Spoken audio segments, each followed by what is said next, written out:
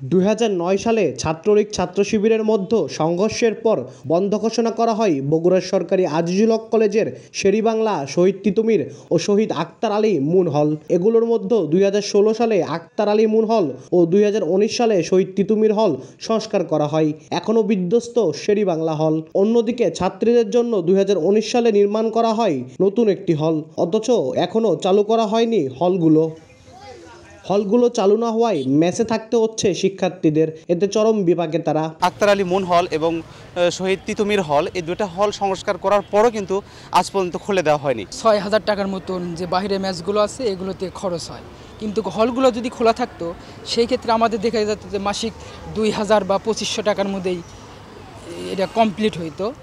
আখতার আলী ও শহীদ তিতুমীর হলে পরিবার নিয়ে বসবাস করছেন প্রতিষ্ঠানটির ৪র্থ শ্রেণীর ৪ জন কর্মচারী। তবে তাদের দাবি, হলের মালামাল চুরি রোধেই সেখানে আছেন।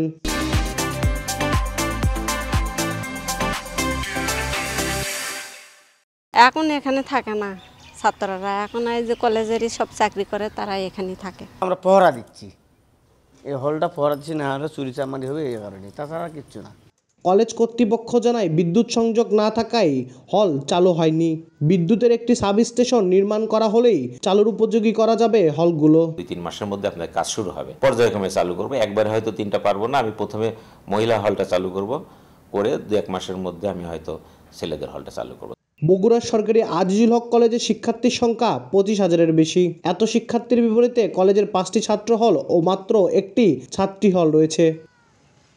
আব্দুল আউয়াল, সময় সংবাদ, বগুড়া।